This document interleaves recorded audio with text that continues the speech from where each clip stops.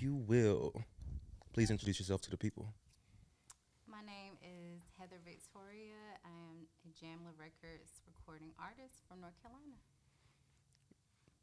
Thank you for joining us today. And what part of North Carolina? I'm originally from Fayetteville, and I grew up mostly in Wilson, North Carolina, from the age of like 8 years old. But Fayetteville is still a very much big part of who I am. Both of my parents are from there and their families. So I got roots in both places. Okay. So like all over North Carolina, really. Like that's really dope. Deep rooted in the Carolinas. So, what schools did you go to? Grade school all the way Um, through college. you know, like I said, I'm from Wilson. That's where I remember the most of Okay. my childhood. Um, I went to a couple different elementary schools there. Middle school, I went to Springfield. High school, I went to Hunt.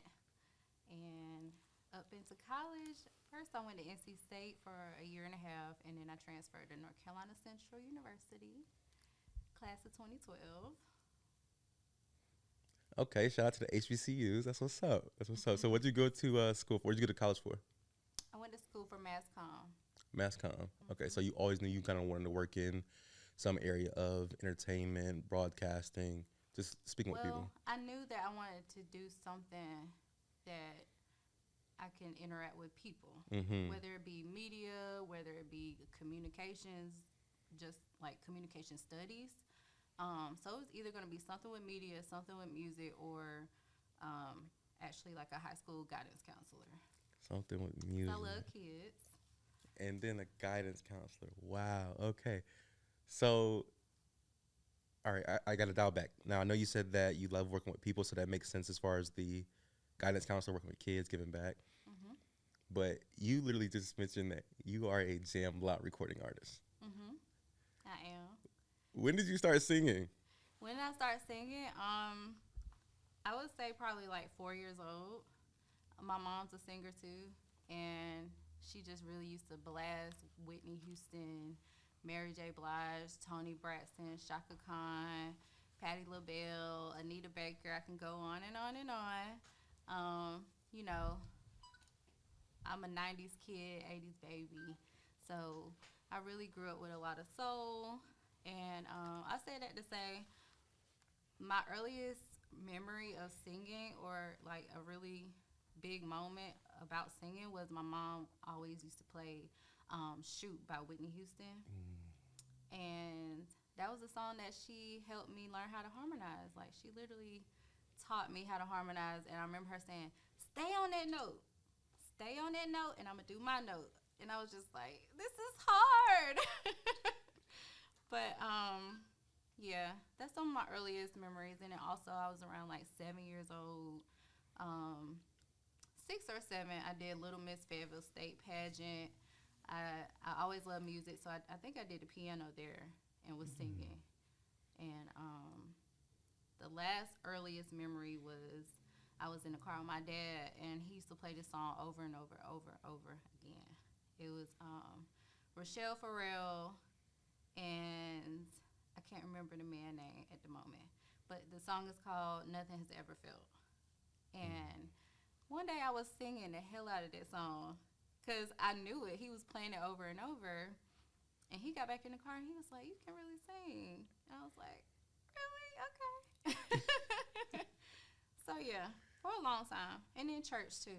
Mm. So I was gonna ask you, like, where did you get? Usually, people have like stage fright when they're younger. Did you ever have that, or? um, I had my moments, especially when people put me on the spot. Mm.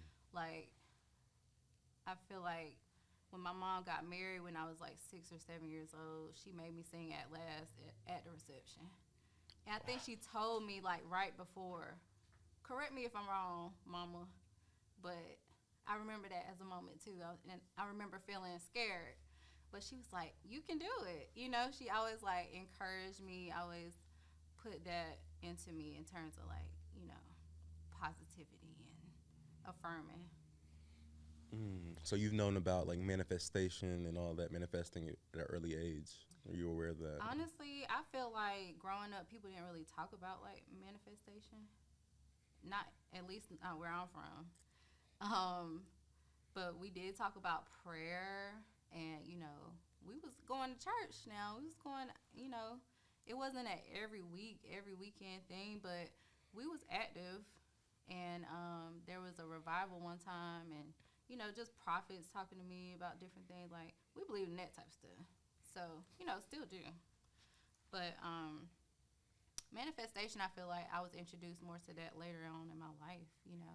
Okay, okay, I love it. So, were you singing throughout college as well? Definitely singing in college. I actually did choir at NC State. Um, made a lot of good friends there. Gospel choir and like a show choir. Then when I went to Central, I did the gospel choir there, and also trained with some really, really great teachers, voice teachers. Um, so yeah, I was singing in college, and also, you know, when I met Ninth Wonder, I was also singing. So, when did you meet Ninth Wonder? That is When did I meet wild. Ninth? I met Ninth at my one of my first classes that I took at Central was called History of Hip Hop, and everybody wanted to be in that class. It was hard to get in, and my academic advisor was like a friend of family, so she definitely was pulling some strings for me. Shout out to Miss Alice, R.I.P. She Mm, was the sweetest thing. mm, Um, but yeah, got into his class, learned a lot. Still learning. mm. That so one of my questions was like, what has been one of your greatest lessons since being in the music industry? I want to ask. That's the question, but then I even want to get a little more deep into the connection with you and Ninth Wonder. What were like some things that you were learning, in his class that then turned into, you learned from him personally, even on a hmm higher level, if you will. I mean, everything you can think of about hip hop. Um, Samples. Like the first day, it was like it was like night and day culturally. Um, Going from NC State to going to Central, and just so happened to be taking a history of hip hop class with a real life producer. It was just day and night because I walked into the auditorium and he's literally on the turntables playing Alicia Keys' "You Don't Know My Name." That's the new version. He was playing the old version. And then once we sat down, he switched it to Alicia Keys, and he did that with like 5 or 6 different songs. That was probably the first time I ever heard it in my life. Yeah. I mean, I'm from Wilson. You know, we don't know like producers, and like that's unheard of most of the time, which is fine. It's just like it was a different world for me. I love that you interjected this transition from NC State to North Carolina Central. So there's this ongoing, quote unquote debate. I like to just call it discussion, maybe at best. PWI versus HBCU. What are your thoughts on that conversation? My thoughts on PWI and HBCU is my life. Like I lived it. I gotta give props to my PWI, which was NC State. It was like the black community was just beautiful. Um, Everybody embraced each other. I met so many beautiful black, smart people, just like they are at Central. It was just like an HBCU within a PWI, almost like figuratively speaking. Um, Culturally, it was lit. We had fun. It was always something going on. We stuck together. So I think it's hard for people who actually didn't really experience it, or maybe they didn't go to a PWI where the black community wasn't like really embracing each other. It's hard for them to understand how it still can be a wonderful, beautiful black experience too. Um, However, when I went to Central, it was different. And why? Because it's just us. And for me at NC State, it was hard to connect sometimes. Mm, Um, mm, because when you actually go to class, especially that freshman and sophomore year, your classes are huge, huge, 200 folks. And it's almost like you feel like a number. Mm. And I can't speak for everybody. That was my experience. Like I just felt like it was hard for me to get personal with my teachers. When you're taking those bigger classes, and in a way, it was a lot of pressure as far as the work. And you know, it was just different at Central. The class sizes are smaller. It's more intimate. You with your folks in class and out of class, everywhere you go. You just getting loved on. Like my academic advisor she was just like a auntie. Mm. You get that energy, and especially when you're like 19, 18, 19, 20s. Like for me, it made a difference. But I say all that to say, I enjoyed both. I really did. Yeah.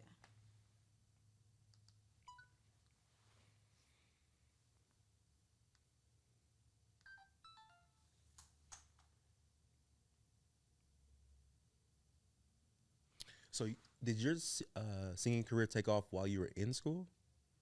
Yes, I was still in school. Um, my first break, I think, was doing a song with David Banner. It's called Slow Down. Wow.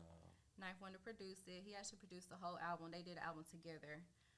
But I had a feature on there. And I remember we got asked to go on the Monique show to perform it.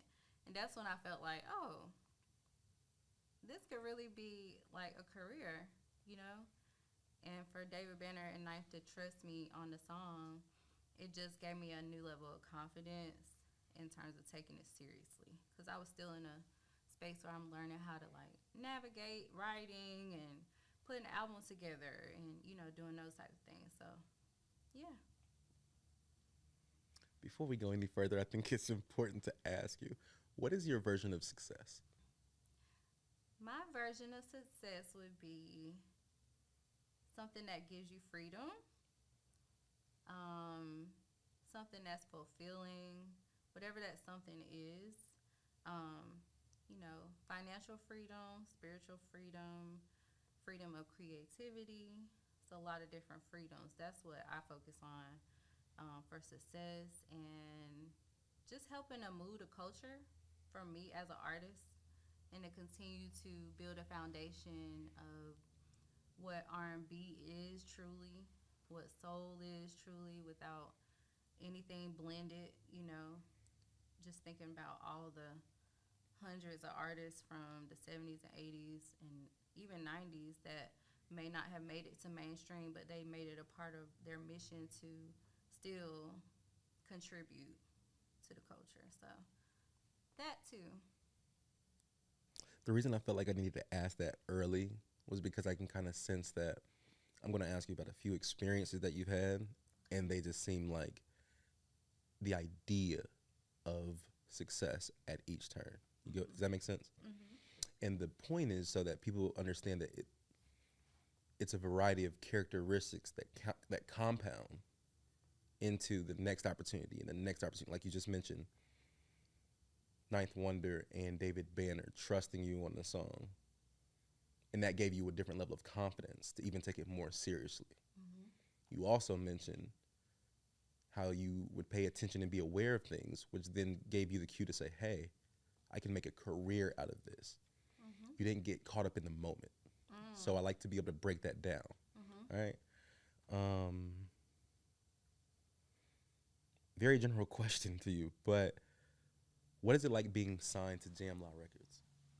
What's it like being signed to Jamla? It's like family. That's what it's like.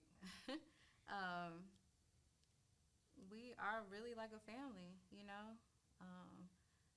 ups and downs, and we celebrate all our wins, and we just keep it moving, do what we need to do to contribute to the culture together, and to make the best music that we can. And it's not always easy navigating the industry as an independent music label, and I think that's more so what I mean by the ups and downs. And just staying focused on, what we here to do, and to keep our sound organic, and to stay consistent, and to just uplift each other. So that's what it's like. And it's fun. We have fun. Yeah, we all crazy. So, yeah, that's what it's like. What's it like a day in the life of a music artist since you decided to make a career out of this? Wow. Most of us are working, you know, until you really got a bag for real. Um, it's like a lot of other people out here. Music artists ain't much different than any other artist, whether you paint or you make sneakers or whatever you do. It's like most people I know who are independent are also working. Like, unless you have like a brand deal that, you could just take care of your mortgage or your rent for a while, which is what we all strive for, is financial freedom. And I commend any and everybody who has gotten to that point. But like I said, most of us are hustling some type of way.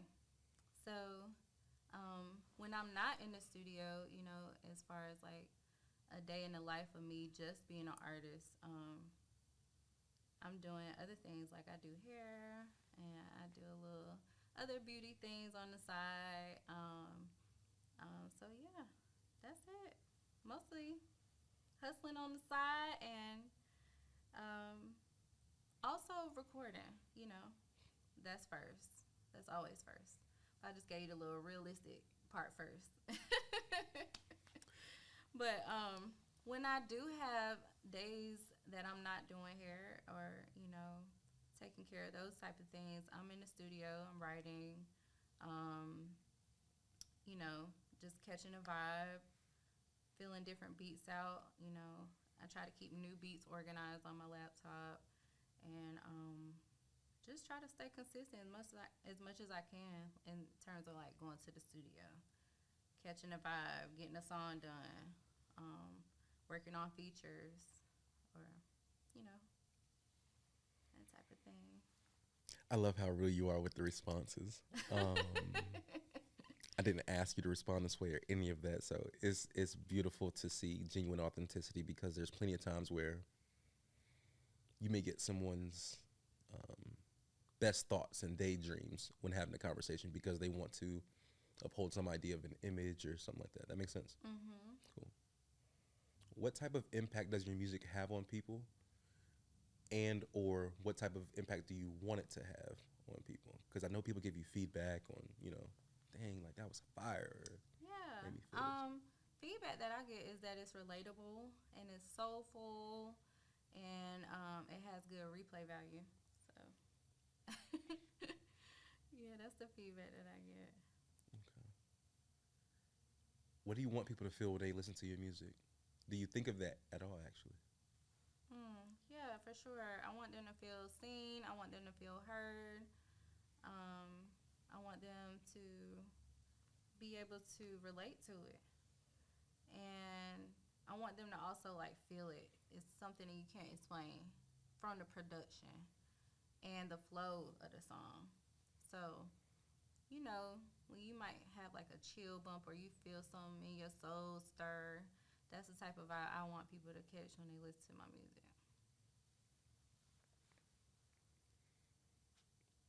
When I think of Ninth Wonder, I think of Jamla in general. Um, I'm not gonna. I don't know all the names to the label. Okay. The names that do stick out: Ruben Vincent, Rhapsody. Um,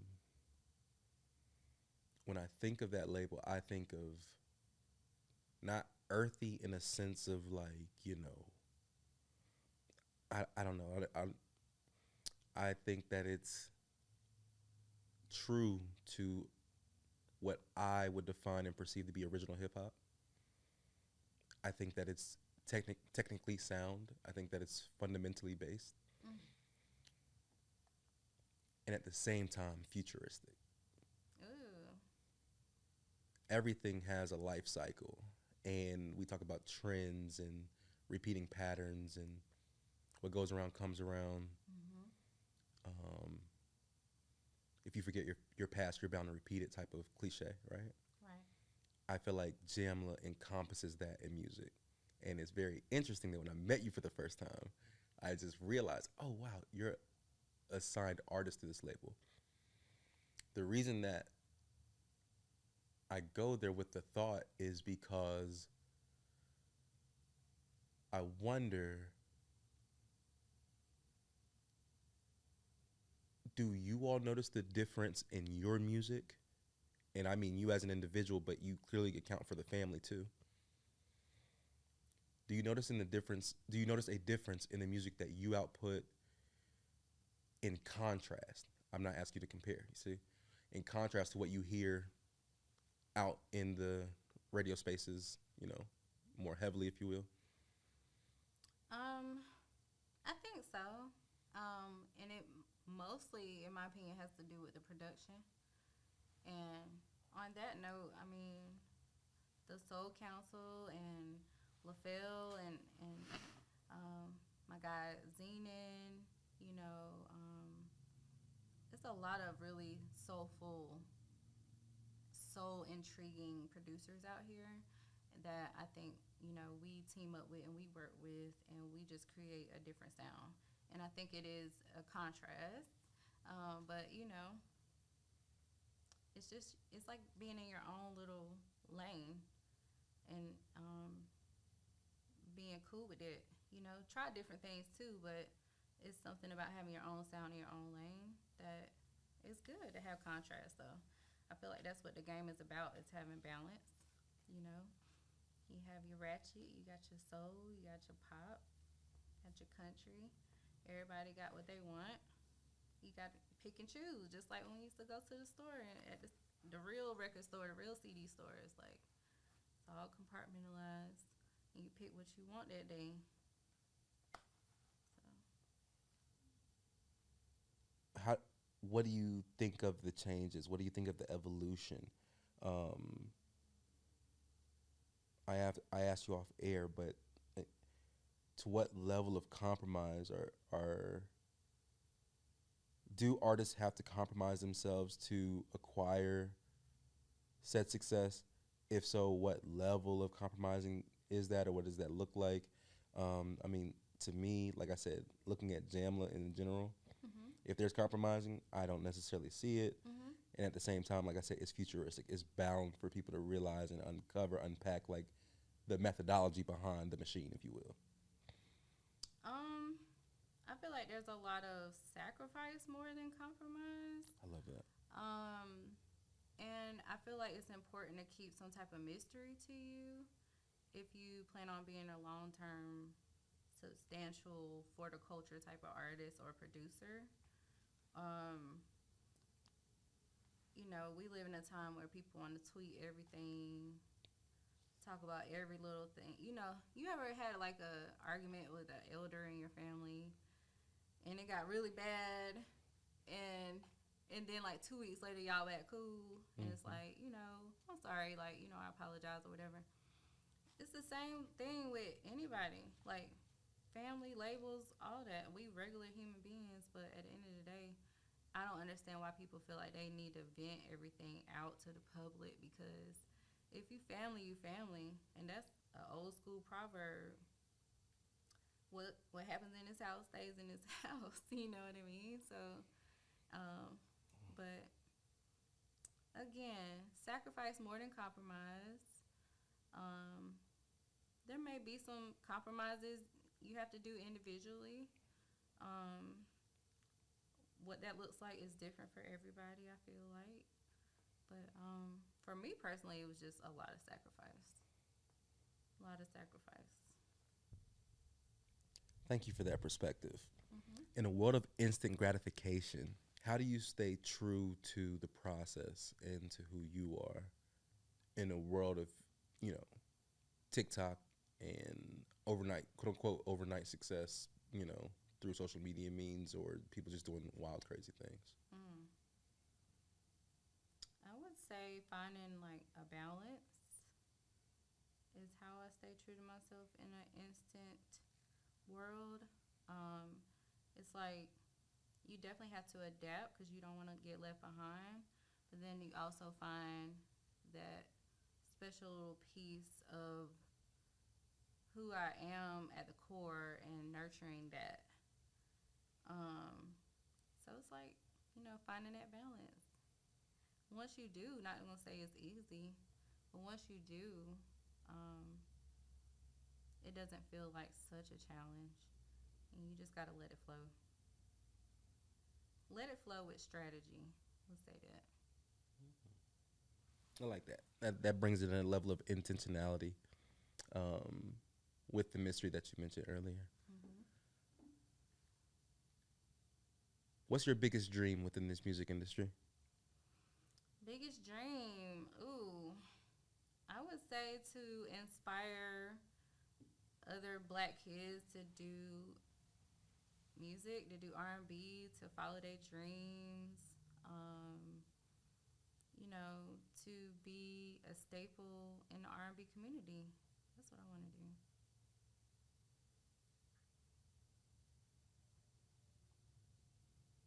I guess more of on a bigger scale. Because I feel like, I'm doing my part on the indie level.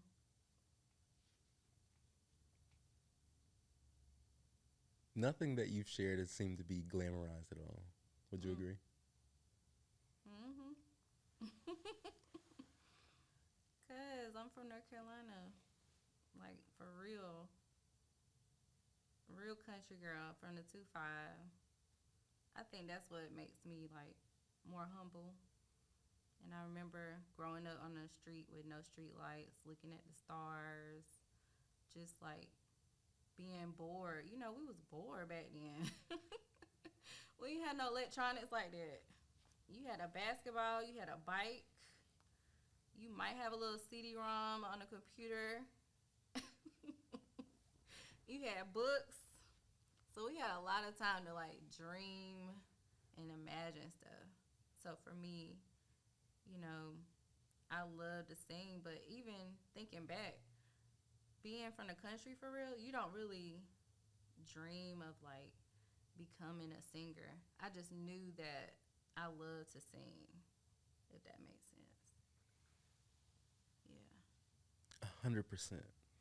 Mm-hmm. Is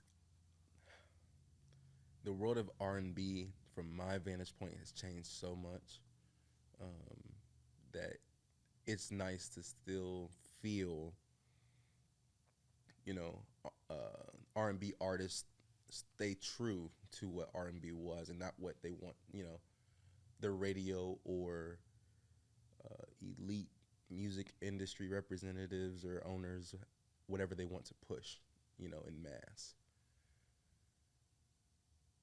And I'm not saying that all of R&B is glamorized or anything like that, but do you experience any of that? Do you experience the difference between you and other artists in the industry? No, not personally. Mm-mm. Mm. I've been around plenty of artists, but not like a whole lot of R&B artists on a personal level. So, um, but the ones that I have met have been pretty down to earth. But it might be different if I lived in LA or something like that. I probably would have a different perspective. In this conversation, again, you haven't glamorized any bit of it, right? Right. Yet and still, there are narratives, either be online or, like you said, in markets like LA, that would have you thinking that you have to do a lot more Mm-hmm. than just be yourself Mm-hmm. to quote unquote make it. Does that make sense? Mm-hmm. Why do you think that narrative is pushed more than this true, genuine reality that we're discussing? I think it may be because it's more easy to like dramatize, maybe, which sells. So, uh, but at the end of the day, the real and the raw is what touches people and what is real, and is just as marketable, I think, because you can't get away from the real, touching people in their soul or in their heart, or it being relatable, telling your real story. Again, just speaking on your demeanor, I love how natural it is for you to just be yourself, right? Um, Thank you. Absolutely, absolutely. I have to give flowers when they're due, especially while you can smell them. Thank you. And I appreciate you valuing those words. Even. For sure. Since COVID hit, right? Since we had time to slow down,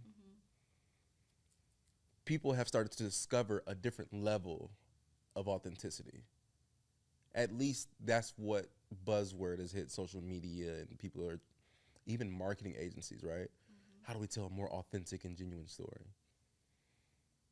And again, just going back to you being an individual and independent artist, a part of it, a part of an independent record label, the formula there, how everything, like, it's almost being authentic. It's almost as if being authentic is the rite of passage to a degree. And how timeless that is.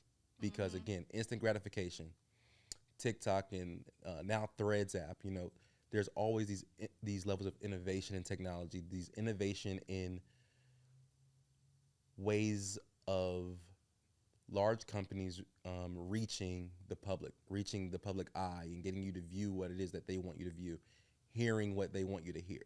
You know, syndicated radio. They all have their executives that they have to answer to. So it's amazing to me when a person, and therefore again an individual within a part of a group, so this group is doing this, is staying true to themselves, where everything's around them that's buzzing is telling you not to. Does that make sense? That makes sense. So for me, I think it's important to highlight that, because otherwise we start thinking that we come up with these pictures in our mind from nowhere. You know what I mean? And as you pointed out, maybe if it was in the LA market, maybe if it was just in a different market, it would go according to that type of scope and script and plan. Anyway, what brings you joy? What makes you smile? What brings me joy? Just being around family, rest, self-care, making music. Yeah, those are a few things. What does self-care look like for you? Self-care. I love getting my hair done. Just pampering yourself as a lady. Get a massage. Anybody can get a massage. Resting, vacation. I don't take a lot of vacations, but I try to do something at least once a year. I wish I could do like 2 or 3 a year, but it's a grind right now, and especially coming out of the pandemic. So, but I make sure I do like self-care things at least once a month for myself. Working out too, that's self-care. Absolutely. Get it in when I can. Absolutely. Relative to the to the album and music that you released, obviously you're doing your own version of healing and self-work, right? You talked about levels of toxicity in your past relationship, that type of thing. I don't think that you're just an outright toxic person, right? And so there are times where we're provoked to do things, say things, whatever the case may be, feel things even. So my question is more so, or the statement is more so, give men something to think about that you may not think that they think about often, if you will, or they don't consider. I would say I think more men should. Oh, gotta be careful with this one. Okay. I would just say respect. Like, I feel like men, it's always a one and done thing if you get disrespected from a woman, or you feel like she doing something disrespectful. But when it comes to y'all being respectful 100% of the time in terms of like having that same level of expectation, it can kind of slip under just because y'all are men. And sometimes I hear men say, well, you know, we hunters. Like, I'm like, yeah, okay, but as soon as we go hunt something, all hell break loose. Or even act like our eyes is moving over to the side. You know what I mean? Mm-hmm. So fundamental respect. Yeah. Elements of respect at all times. But there's plenty of men who get it. You know, I just think, I guess what the foundation of that is that old school mentality of I'm the man, I pay the bills, as long as you taken care of, as long as the family good, I can afford to make a mistake here and there, you know. But that's when the respect goes out the window, and we deserve that too. Because a lot, I wouldn't even say most or a lot, because there's some cheating women out here. But a lot of women don't really care to cheat. We just want to feel protected and loved and like have a man to be loyal to. We don't have no problems with the respect. So, at least I don't. I can't So you, speak for everybody because I do know some disrespectful women. so it only gets toxic if you feel disrespected. It only becomes toxic when you feel disrespected. That can be one reason. Yeah. Okay, well, what's another reason? Give me another reason. If Another reason to feel or for things to get toxic. Yeah.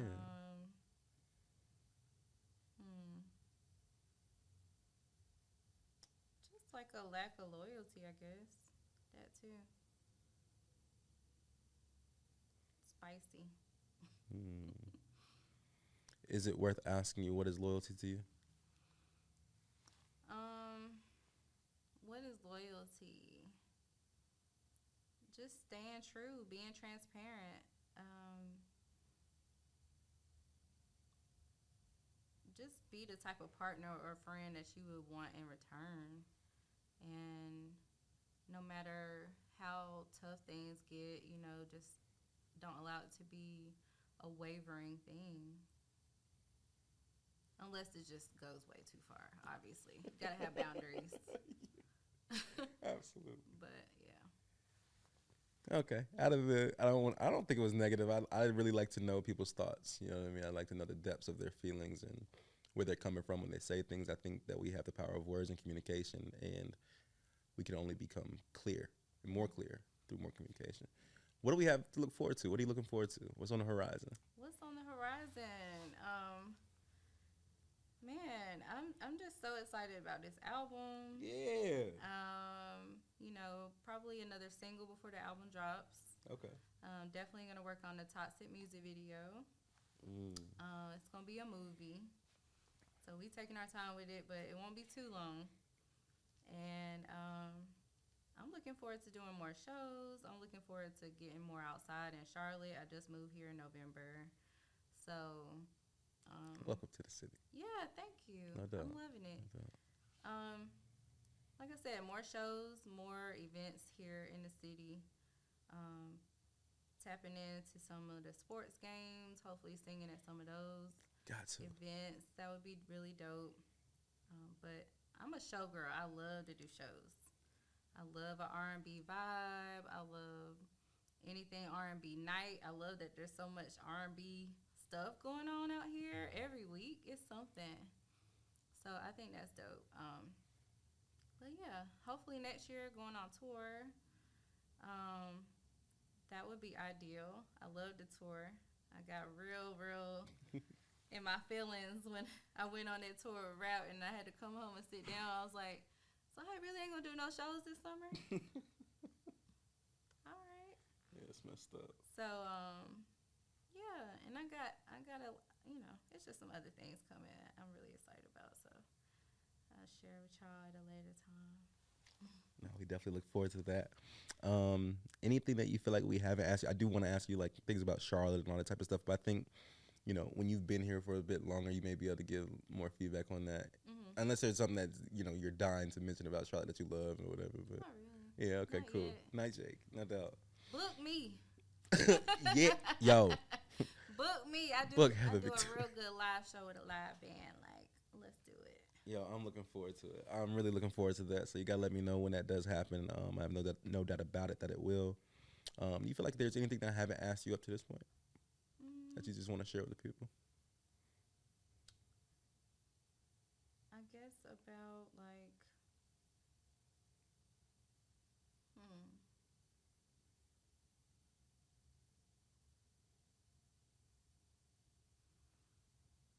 like talking about, how like being with a toxic person can turn you into a toxic person, and Mm-hmm. how it's not really the best idea to allow yourself to stay in that situation when you start to not recognize who you are. So Mm. that's really a lot about what the single is about. It's like it really is like a poison that you kind of give into each other, and how eventually it's just it's just never going to be a good ending if you keep allowing it to happen. So that's just a testimony for me, like just seeing myself get out of character and get pushed to limits that I normally wouldn't be pushed, because it's like you taking me to this ultimate level of toxic bullshit. Mm. So You gotta forgive me on that one. That's a little bit. That's all I wanted to touch on that. I appreciate you doing that. I skimmed over it, so to speak. You know, Yeah, for sure. I mentioned toxicity XYZ, but as you mentioned, art in itself, you have to be vulnerable with it. Mhm. So the depth of toxicity does matter. You know what I mean? Mhm. Like, where is that really sourced? Because this is what you're really putting into this music.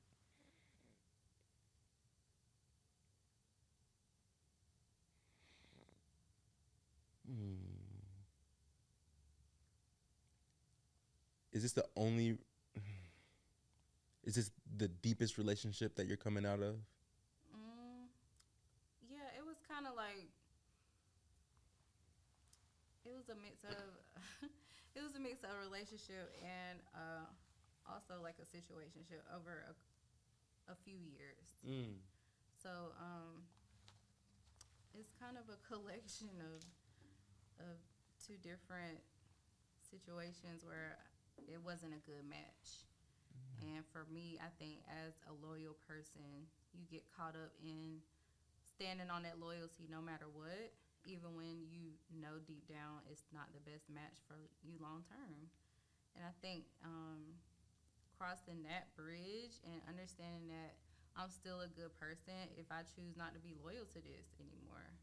Even if it is toxic, it's like, so what? Why am I with this guy? Like, why am I staying in this when it's just so many other people I can give a try with?